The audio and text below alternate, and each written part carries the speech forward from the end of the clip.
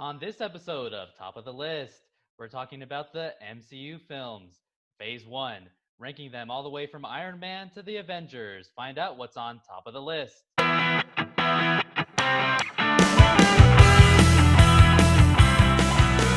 Welcome back, fans, to episode 2 of Top of the List. This is Ryan Barnett, or RB, back with you.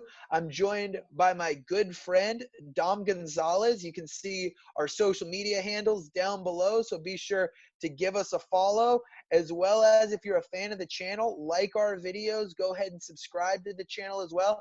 And leave down in the comments what you think of our content, as well as any ideas you'd like to see on Top of the List. This week, we're starting our deep dive into the MCU films, starting off with Phase 1. Take you really quickly through how we're going to do this. We're going to go chronological order of the films, ranking our films from 1 to 10, 10 being a masterpiece of cinema, 1 being, well, you wish you didn't even show up for the film, and everywhere in between as well. And at the end, we'll take you through our list, worst to first, here for the MCU Phase 1 films. And why don't we get started with the debut film of the MCU, Iron Man. Dom, why don't you share your thoughts on this film? Yeah, MCU Phase 1, MCU stands for Marvel Cinematic Universe. A little background: Iron Man is the first in the Marvel Cinematic Universe, which started in 2008. They did make Marvel movies before, but those were just like, let's say, Spider-Man or the X-Men movies. They were just solo characters, not really connected to other big name superheroes. But Iron Man started it all. John Favreau, he was the director of this movie. He got the excellent Robert Downey Jr. to star in the film, who I think is a perfect casting, perfect choice there. Uh, and this was the one that launched everything we know today. I mean, there's 22 amazing films that would follow it, and more to come. Which is one reason we're making this now. We want to get our thoughts and ideas out there on these MCU movies before the release of Black Widow. Hopefully, the COVID-19 will allow us to see Black Widow in theaters when it releases later this August. But we want to get our thoughts and ideas out. And I mean, Ryan, you and me kind of connected early on with these MCU movies. We're both big superhero fans, right? Absolutely, absolutely. And, but I think why I'm really excited about this episode is the MCU spans such a long time span. Of course, Iron Man starting in 2008 all the way until now and beyond. I mean, a lot of these films transcended different times. We didn't know each other when these films started. So I'm really excited to discuss a lot of these earlier films with you. Okay, so for me, I think let's just start off with my score. Uh, I might adjust it depending on what you convince me. Maybe it'll remind me of a few things I didn't like. But for me, I'm going to start this one off pretty high, 9.5 out of 10. Iron Man. I love Robert Downey Jr. in this movie. I love Jeff Bridges as the villain. John Favreau, masterful direction, excellent storytelling. I like seeing Tony Stark start off as this guy that's sleeping with women, billionaire philanthropist, just going and spending his money however he likes. But by the end of the movie, he really becomes a hero, and I think that's one of the most admirable qualities of this movie is the character arc of Tony Stark, and it's something that you can see in this first movie, and you see it carry all the way to the end in Endgame, where he finally, let's not spoil anything, but you know how that turns out if you've seen the movie, and it's very satisfying to see knowing what he started off as in this movie. Go ahead, Ryan. What's your score for this one? Yeah, I think you definitely spoke very well about the story arc of Tony Stark and how masterfully it's played by Robert Downey Jr. I'm going to give this film a 7 out of 10. I love the beginning of this film. And I think in the beginning, you truly begin to see that evolution of Tony Stark from this weapons manufacturer, really, a man who causes, arguably destruction and pain to someone who really sees the error of his ways. And it takes this experience of being taken hostage by the terrorist group, the 10 Rings, for him to realize that. And then slowly throughout the rest of the film, you see him go from understanding the error of his ways to becoming this true hero. That being said, I love the beginning of this film. For me, the middle is a bit slow, and I honestly was not that big of a fan of Jeff Bridges as the villain in this film. I think the villain really makes any superhero film. He was not that strong of a villain for me, not very memorable, but I love the birth of Robert Downey Jr. as Tony Stark and as Iron Man, and that final scene. He's in the congressional hearing. He goes, "I am Iron Man." That just sends chills down your spine, and that's what started the MCU. That's what started this brilliant, brilliant world that's been built. Yeah, and I love how if you've seen Endgame, you'll know how that plays out in the end with that specific line. Um, I also I don't think it's a congressional hearing; it's more of a, PR, public relations hearing at the end there. And I like to give a little behind the scenes information. So I got two things for you guys on Iron Man. Number one, the original suit, the one he builds in the cave. By the way, awesome montage sequence. And I'm gonna go ahead and say, excellent art direction there by all the people that worked on the suit. Which my uncle was the one that made the paint for the suit. He actually painted the original Iron Man suit that he builds in the cave. He's on-set painter. He's worked on a lot of different productions, but Iron Man was one of his biggest movies he's worked on. And I've always been really proud to know that he painted that original Iron Man suit. And number two, as far as the behind the scenes thing, is that at the end of the movie, when Robert Downey Jr. says, "I am Iron Man," he ad libbed that. That was not originally in the movie. He was just on set, and they had it where he didn't reveal that he was Iron Man, and Jon Favreau was just recording that scene. And if you watch back the scene, you can see the look in Robert Downey Jr.'s face. And that one, he kind of looks down at the paper and then looks up, and he just kind of goes with it. He says, "I am Iron Man," and Jon Favreau knew it right there. He says, "That's freaking amazing. We have to keep that in." And because in the comics, Iron Man is supposed to be the bodyguard of Tony Stark, and I love how they changed that. That keeps it different from the comics, and I really like the way they went with that. So for me, a 9.5. I think I'm going to stick with it. I don't see any flat spots in this movie. The only reason it's not a 10 for me is I think that towards the beginning of the movie, when he's sleeping with the lady, I mean, yeah, sure, it's to show what kind of guy he is and everything. But I think that was kind of like, at first, when I first watched it, it kind of made me uncomfortable. I was like, I don't know, maybe I'm too young to see this. That might have been too why too. Maybe I was young, but I don't know, dude. I really like this movie. Jeff Bridges, I think he's an awesome, menacing villain. Of course, since then, I think there's ones that have been better than him. I think he's 100% better than the villains in Iron Man 2, which we're going to talk about shortly. But yeah, so 7 for you, right, Ryan, and nine and a Yep. half for me. Absolutely. And just going back, I wanted to make one comment Go ahead. on those ad lib scenes. I mean, those just typically will make the best scenes in film because it's so authentic, and we see that there with Robert Downey Jr.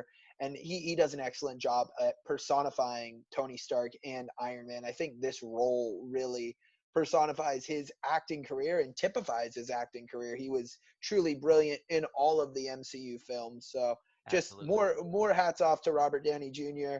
Uh, and I think in this film, being the man who sort of started this idea of MCU superheroes that aren't necessarily the prototypical superhero. Really just an excellent job playing the role. Yeah, couldn't praise him enough. Yeah, so then the next movie release was shortly after. Everything good? Oh no, I'm smirking at Incredible Hulk because I hate this film. All right, that's a perfect lead in. I'm keeping that in. So yeah, Incredible Hulk, also released in 2008, features a cameo at the end with Robert Downey Jr. But it's clear this one did not work out for me. This is a 5 out of 10, an average movie. Nothing quite too memorable about this one. Um, I think that Edward Norton is passable as Bruce Banner. I think that maybe I know a lot of people don't like Mark Ruffalo as Bruce Banner, but I think he's awesome as Bruce Banner. I love Mark Ruffalo as the Hulk. I would have loved to see a movie with him just in it. Um, the only I think some of the CGI in this one looks really bad, whereas in Iron Man, which just came out a few months before this one, I think the CGI is pretty much seamless in that one. Like the villain, I'm not sure what the villain's name is, but The Abomination. Abomination. I think he looks kind of cheesy, kind of corny. Kind of reminds me of Doomsday and Batman versus Superman. Kind of terrible CGI. But I do have to say, when they're like throwing cars at each other and punching each other with cars, I mean, it's kind of over the top, but it's pretty cool to watch that in the theater. The action is one of the strong points for me in this one. What do you think, Ryan? Yeah, I'm gonna go. I seldom will give a film a ranking below average, but this film is deserving of it for me. I'm gonna give it a 4 out of 10. Okay. Uh, you're absolutely right. The action sequence, especially towards the end of this film, that battle between the Abomination and the Incredible Hulk, is an awesome, or well, our awesome sequence of scenes. Not really sure how New York City's still around after that scene, but Yeah. uh, definitely cool action. But here's my problem with this film, and maybe what plagues this film to me is that I was a big fan of the 2003 Universal picture, The Hulk, Oh, okay. starring Eric Bana as Bruce Banner. Uh, Big fan of that film. That film was very backstory heavy. This film almost was trying to be a sequel to that film without being a sequel because we don't really get any backstory on the Incredible Hulk. And we have that opening montage sequence, which, I mean, at the time, I think when the film came out, we were both about 10, 11 years old. You're not really looking through the montage scene there. And then we just cut to him in Brazil. Yeah. It kind of hurt the film. I think one of the coolest parts about the Incredible Hulk is that backstory, how Bruce Banner got infected, and it really does tie back into Shield because they're, if I'm not mistaken, they're trying to recreate the Super Soldier like what happened to Steve Rogers, and we'll touch on that a little bit later. But Yep. that was not touched on at all in the film. The action sequence is what makes it, in the end, was what makes this film maybe from a 2-3 to a 4 for me, but otherwise not many redeeming factors about this film. Not a big fan of Ed Norton. I love Mark Ruffalo personally, so I'm happy that Yes. they recast. And yeah, that's what I have to say about that film. Not much more. 4 out of 10.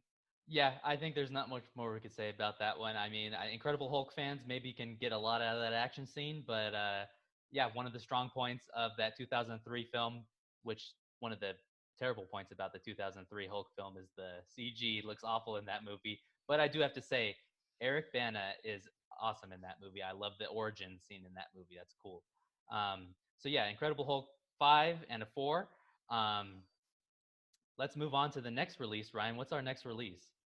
We're going to be looking at Iron Man 2. Now, I know we conflict a little bit on this film, Dom. Personally, I'm a big fan. I'm going to take some time to gather my thoughts, but I want to hear what you have to say about this film. Okay, yeah, sure. I'll give you a few seconds to gather your thoughts. I feel like we're gonna deviate a little bit on this one. Maybe not as much. I don't know. For me, this is about a 7, a 2 point drop from the original, or a 2.5 point drop from the original Iron Man for me. I think that for me, some of the delivery by Robert Downey Jr. in this movie is a little choppy. I think that he's talking too fast in some scenes. I distinctly remember going to see this one in the theater after being completely blown away by the original Iron Man. Couldn't have been more hyped. And I remember thinking in the theater, wow, I kind of didn't catch what he said there. He's kind of going too quick, too fast. Um, but his story arc in this one is also not as strong as the first one for me. That's a negative. But Don Cheadle comes in to replace the other guy that was playing Terrence um, Howard. Terrence Howard that was playing Rhodes. He's good. I love John Cheadle as Iron War Machine. Sorry, and I think that the single thing that makes this movie a 7 for me instead of like a 6 or a 5 is number one, the race car sequence where Iron Man pulls out the suitcase and suits up. Maybe the best suit up scene out of like maybe since until Infinity War, all the way until Infinity War. Um, I love that scene. But then again, Mickey Rourke, he's cool in the action scenes, but as a character with the bird and everything, I think that's kind of stupid, kind of dumb. He's not that great in this movie. I know you disagree with this. Um, let's see. Oh, the scene at the end where Justin Hammer, right? I forget who plays him in this movie, but Justin Hammer sends all those hammer drones out, and the Iron Man and War Machine team up at the end of this movie was worth the ticket cost at the very least. So cool to see them team up. Yeah, we have some agreements in this one, and we have some disagreements. Definitely, Dom. I give this film an 8.5 out of 10. Wow. Definitely my favorite non-Avenger Phase One film. Uh, really loved Mickey Rourke's character as Vanko. Whiplash. I think he's awesome in the action scenes. See, I loved his backstory and sort of that redemption, that want to get redemption for his father, who was sort of sent away by Howard Stark, exported from the United States to the USSR and then sent to Siberia. I think that whole story arc is awesome. On top of that, I love Justin Hammer's character. He plays this conniving villain. I think he's awesome in the film. He's the You're true out. villain, right? He, there are a couple of villains in this film. I think really what starts the idea. I mean, for Hammer though, is that line, and I think it's perfectly given by Mickey Rourke. If you can make God bleed, people will stop or will cease to believe. And when there's blood in the water, the sharks will come. I love that line. One of my favorite lines from a villain in an MCU film. He is awesome. And then on top of that, I love the juxtaposition between him and Hammer. I love that scene where they break him out of prison. He's in, I think it's an airplane hangar, and Hammer's getting the ice cream and talking about his dessert.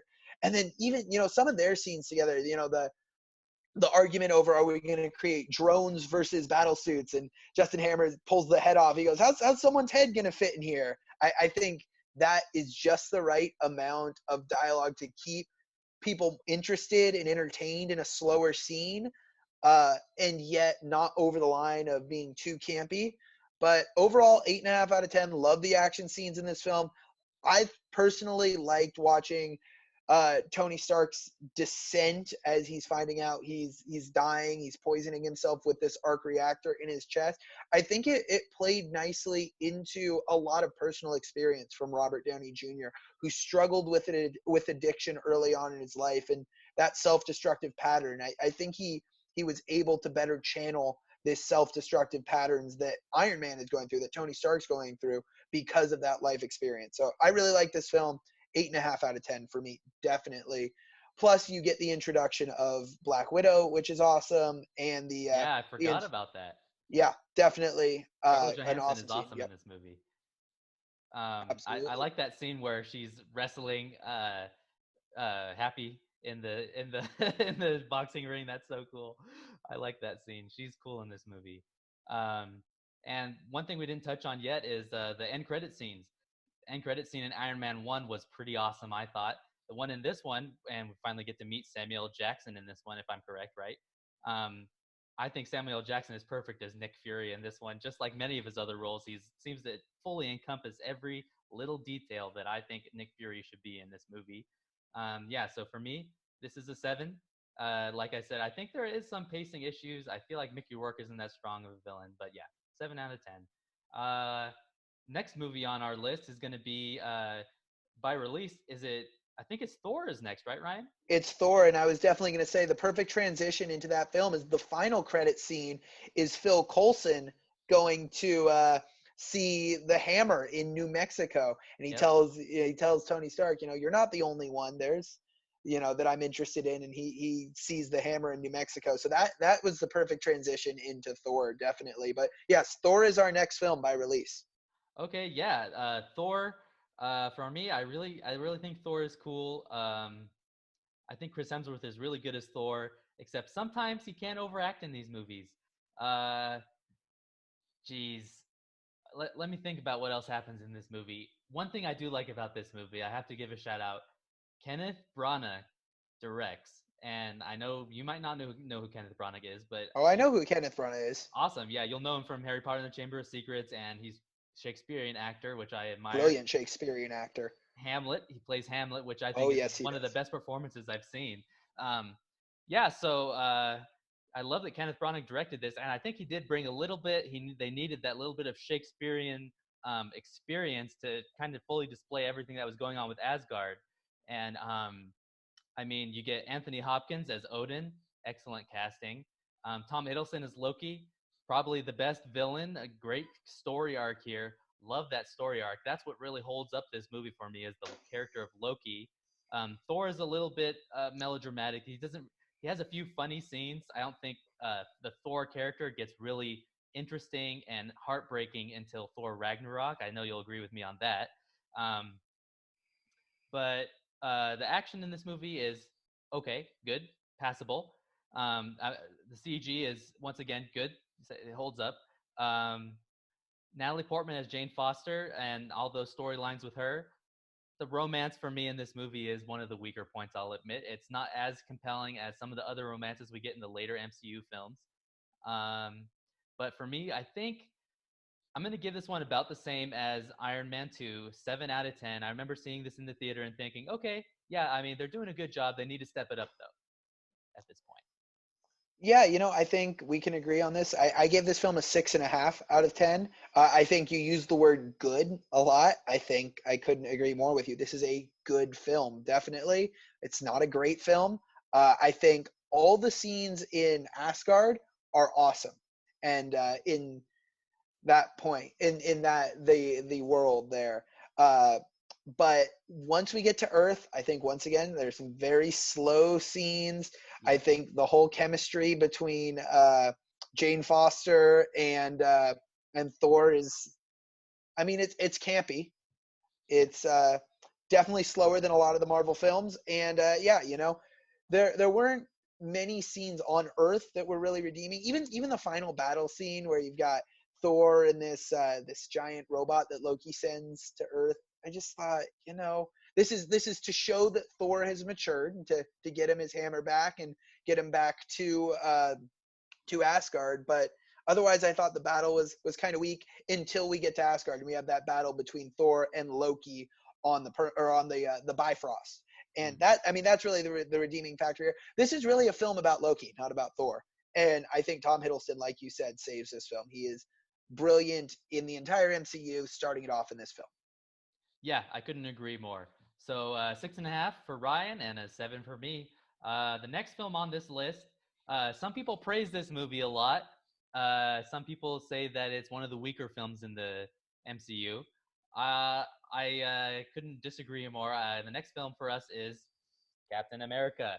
So for me, I think that out of the three Captain America movies, this is my least favorite. But with that being said, the Captain America trilogy itself is an excellent trilogy. It's up there for me with original trilogy of Star Wars. It's up there for me with the three Lord of the Ring original three Lord of the Rings films. Um, in that this movie starts us off, sets us up well, but then two gets better. And then three is even better than that. They just keep building to better and better, bigger and better moments. But for me, Captain America, the first Avenger, is going to be an 8 out of 10. It's a great movie. There is just a tiny bit of mispacing where there's a montage sequence. I feel like they could have just, maybe found out a smoother way to tell that story. Chris Evans is awesome in this movie. He's excellent. Sebastian Stan as Bucky, excellent chemistry between those two. Holds up all the way to the 23rd movie down the road. Um, I like the action in this movie. I like the set design and everything. Uh, One behind the scenes thing before I get to your score, Ryan, is this is the same director that directed The Rocketeer, which is a little known Disney film. You could watch it now on Disney Plus. I fully endorse watching that. Very little known film, but this movie, when I first saw it, I was a huge fan of The Rocketeer when I was growing up, and I saw this film, and I didn't know that he was directing it. But once I watched it, I went, wow, this feels like the Rocketeer director made this movie, and they gave him all the great stuff he could do with Captain America. One last point I'm going to make on Captain America: The First Avenger. I like the Red Skull's villainous persona. I think the makeup does look a little cheesy, though. I like it better when they use CG in Infinity War. I think that looked way, way better. But yeah, go ahead, dude. What's up? Yeah, no, I don't think we could agree any more on this film. Definitely an 8 out of 10. I agree. Uh, personally, I would probably say it's similar to The Winter Soldier. I do like Civil War a little bit more, but love this film. Really, really love Chris Evans. Really, really love the Red Skull character. I didn't mind how he looked. I mean, I think that's really how Red Skull is supposed to look. Okay. So I didn't mind the makeup versus the CG that was used later on in Infinity War. But I thought he was a really, really good. It was a really, really good performance by Hugo Weaving as Red Skull, as well as I'm a big fan, and I'm looking for the name right now of the actor, but What are you looking for? the doctor, uh, who's sort of. Ah, yes. Zemo. Yes, yes. I mean, it's our first introduction to him. We don't know that he's going to be that big in the MCU, but man, I think he is awesome in this role, and we see it again in the Winter Soldier as well as in future films. I think he is excellent in this film. But overall, just the entire storyline of Steve Rogers is awesome. And the first time I saw this film, a little bummed out because with the exception of Howard Stark being in it, to me, there's not much tying it to the MCU. But then, right where Avengers picks up afterwards, I think it's awesome. Watching this then a second and third time after I had seen Avengers, I just love more and more getting that story of Steve Rogers. And I'm so glad they did this film instead of just introducing Captain America in Avengers. Yeah, I couldn't agree more, Ryan. Comic book fans, do not destroy me. It's not Zemo. Zemo is the villain for Civil War. We're talking about Arnim Zola, and Zola, there we go. he's good in this movie. And the guy that plays Howard Stark is also great in this movie. I think you mentioned his character and storyline. Dominic Cooper is his name. Sebastian Stan is great in this movie. Um, yeah, I think that this is a solid, great movie. 8 out of 10. Uh, Sets the foundation for the other movies, and I think that Bucky, spoilers, but I mean, come on, we've already spoiled a lot of stuff. Bucky, when he falls off the train at the end and dies, heartbreaking. I think that's quite a good scene. That entire train scene, I think, is the climactic point of this film and the best part of this film. That's what keeps you interested. A lot of the Yeah. Marvel movies early on, towards the middle, they have a slower portion. And I think that scene on the train, that chase scene, is definitely the best part of this film. Even though there's a lot more action to come after the scene with the storming of the Hydra compound and then the fighter jet scene, essentially. I think that, though, really is the money shot for this film, that whole train scene. And then the loss of Bucky, definitely a heartbreaking scene. Good scene, and Captain America eventually sacrificing himself. I'm gonna need to take a rain check on that dance. I mean, at the time I was like, okay, yeah, okay. But knowing later what happens towards the end and in Endgame, I mean, that becomes the foundation of some of the most emotional moments in the MCU. I love that part. So let's move on now to the final film in the MCU, debuting in 2012. Something that many comic book fans thought would never happen. To see all these characters appear on screen for the first time, couldn't talk about it in any other way than an excellent film, The Avengers. Directed by Joss Whedon and written by Joss Whedon. He had complete control over it. Um, and gosh, I'm gonna give my score. I can't hold back. The Avengers. I sat in the theater. I was hyped. I thought Captain America was a great movie. I was hyped after seeing that movie and waiting for it all to come together. I remember as a kid watching the Avengers little cartoon TV movies that they had available, and I used to love those. I'm thinking, gosh, they need to make this on the big screen. They need to make a live action one. And I thought, there's no way it could live up to the hype. But I sat down in the theater and the lights went down. And from minute one to the very last minute, I was on the edge of my seat. I was laughing. I was cheering. It's an amazing masterpiece for me, a 10 out of 10. Go ahead, Ryan. Yeah, this is a fantastic film. I'll start off with my score. I give this one a 9 out of 10. Okay. It is an excellent film.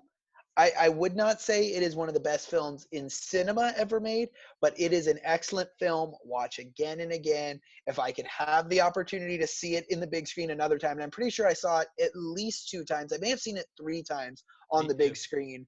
Uh, I would give anything to go back and be, having never seen a film of that magnitude before, see it in the theaters again. Man, oh man, was this a great film. And there was some fear, I think, of bringing all these characters together and seeing if they could bring this all together and make a brilliant film without having one character overshadow the others. It is a fantastic film. And I just want to add another point. Yeah. Mark Ruffalo in this film, I absolutely love his character in this film. His first appearance as the Incredible Hulk after the, let's call it, the Ed Norton debacle. And I think he hits a home run both as Bruce Banner and just the whole story arc of the Incredible Hulk. You begin to see even that chemistry between him and Scarlett Johansson in the scene in the helicarrier. I just think it is truly a brilliant film, an excellent film. Yeah. Nothing more I can say about this film. Nothing really negative comes to mind with this Yeah. film. On the Really, point of really love Mark this film. Ruffalo, yeah, I couldn't agree more. On the point of Mark Ruffalo, I think he brought so much to this Bruce Banner character. I was wondering if they were going to go dark in this movie because for me, Captain America, there was some, dark stuff going on, but it still felt kid friendly. Thor, it still felt kid friendly. Iron Man, it was a little more mature. Um, but for me, I was wondering if they're going to go dark in this movie. People are dying at the beginning of this movie. People are, getting hypnotized. There's some dark stuff going on in this movie. And namely, what kind of pushed me back in the theater when I thought, oh, they're going for it big time in this movie is when Bruce Banner meets Natasha Romanoff for the first time, and he tells her, I tried to, put a bullet in the guy, and the other guy spit it out. I thought, whoa, he like tried to kill himself. He hates being the Hulk so much, and I thought that was really dark. And I like the relationship that he garners with Robert Downey Jr., which transitions me into my favorite performance in this movie. Robert Downey Jr. gets some of the coolest lines in here. We have a Hulk, like that. And then when Hulk finally shows up, I'm always angry. Boom! And oh, dude, there's so many great moments in this movie. Some people say this movie has a few flat spots. I disagree. For me, through and through, excellent, exciting. I couldn't agree more with you. And there are a lot of scenes that evoke a lot of emotions in MCU films. I didn't know that they could top that scene, the final scene, as we were discussing in the first Avenger. But you go to that scene in with Tony Stark on the phone to Pepper Potts as he's taking the nuke and throwing it into the wormhole. That scene, Yeah. you want to talk about evoking emotions. That is one of the most emotional scenes that you will see, not just in a superhero film, not just in an MCU film, but in any film. And Yeah. that scene, in itself, to me, shows that we've come just in phase one already, full circle from millionaire playboy Tony Stark to Avenger Iron Man Tony Stark. Yeah, man, great. I'm so glad you brought that up. I love that, dude. I love that. And I mean, let me think. One more thing I gotta say, the absolute masterwork of a shot when they're all standing in a circle, all together, get to see them powered up for the Battle of New York, and it circles around them, and the music. Oh my gosh, the main theme in this movie. Dun dun dun dun dun, like when they're all playing, dude, and they're circling around and they're all ready to go. Oh man, I got chills in the theater. Oh yeah, absolutely. That's one of those movie poster-esque scenes that you see it in the theatrical trailer, you'll see it on a movie poster, and you'll say, "Okay, that's cool. That's what gets you into the theater." But then to see it executed in the film, I couldn't agree more with you. One of the coolest scenes in really just the coming together of the Avengers, because before then you don't even see them really working together as a team. That's the first moment that they cease being Captain America and Iron Man and the Hulk and Hawkeye and Black Widow and Thor and become the Avengers, this cohesive unit. So definitely an awesome scene there. Last thought on the Avengers. Ryan, let's talk about that final scene when they introduced Thanos. Finally, and I mean, not finally, but what a big surprise for comic book fans. I remember going home and instantly researching everything about Thanos just so I can know what was going to happen. And what a tease. I mean, 2012, and we didn't get to see the payoff for another, what, until 2018? Jeez. What do you think about that end credit scene?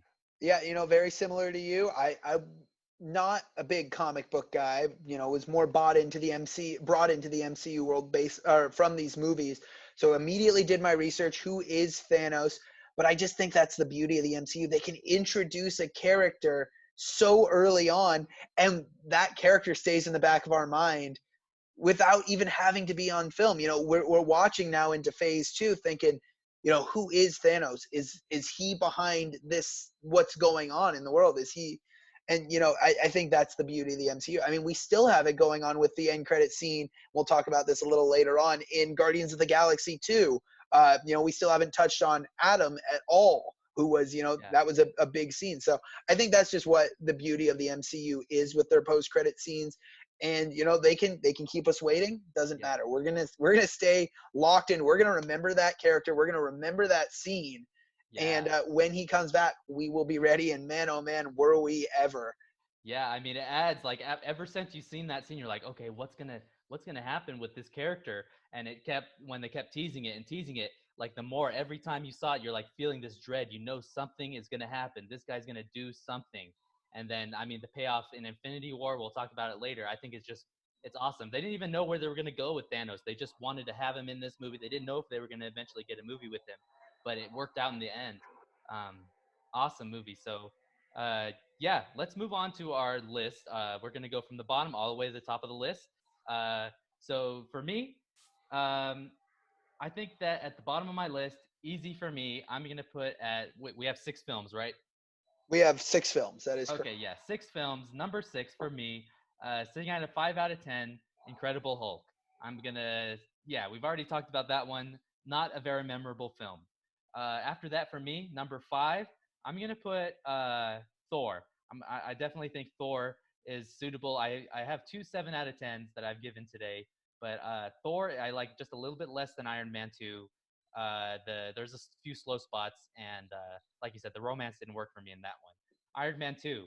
Some excellent action scenes in this one. Really hold this one up. Make it better for me than Thor. So sitting at number 4 for me, Iron Man 2.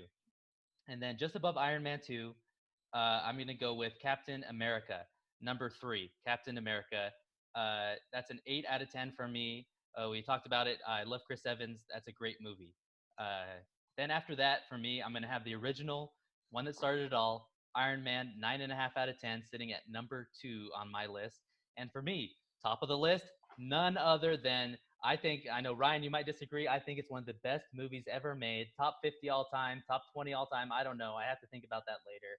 But definitely the top of this list is The Avengers. 2012's The Avengers, a 10 out of 10 for me. We've said enough about it. Excellent film. Take it away, Ryan. What's the top of your list? Yeah, very very few deviations between our list. I'll start us off again at number 6 with the Incredible Hulk. Just didn't really work for me as a film. I would say a below average film. 4 out of 10 at number 6. At number 5, I'll jump to. We'll go with Thor once again. Some really cool scenes with how they did Asgard. Some great casting. Love Tom Hiddleston's performance. Give this one a 6.5 out of 10. Put it at number 5 on my list. Number 4 will go for me, Iron Man. The original Iron Man. I have nothing but respect for this film for starting it all. Like I said, I think there were some slow scenes. Personally, I wasn't crazy about our villain in that film. The Jeff Bridges performance didn't do much for me. So I'll give this film a 7 out of 10, putting it at number 4 on my list. At number 3, I will go with Captain America, the First Avenger.